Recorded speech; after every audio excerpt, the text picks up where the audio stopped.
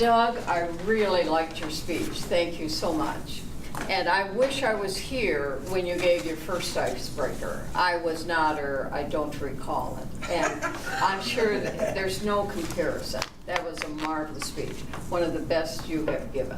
Thank you. I like very much his use of his introduction, and I seem to be hung up on that. I think that introduction is so important. He gave us the 3 points very clearly. He's going to talk about his childhood, he was going to talk about his college days, and he's going to talk about current. Went right through it. Linear, clear.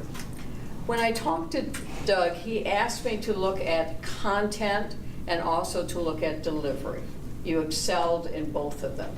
And let's talk first of all about the content, the 3 stories that you went through. The first one on Evel Knievel, and notice what I'm saying here. My son, who is almost your age, was a big Evel Knievel fan. Now that's a scary thought that he and I could be a mother-son relationship. But anyway, I feel like a failure. I never took him to see Evel Knievel. I thought that was magnificent. Coming out of the cloud, the cape, the marching, going over the trucks. I was reliving all the movies, all the stories that I did with my son. Just marvelous. Your second one on the fraternity and your reference to meeting people in the fraternity versus community group, I thought was a huge and funny reference. And then the last one on your current day, always very interesting and very touching. Your delivery was marvelous. You're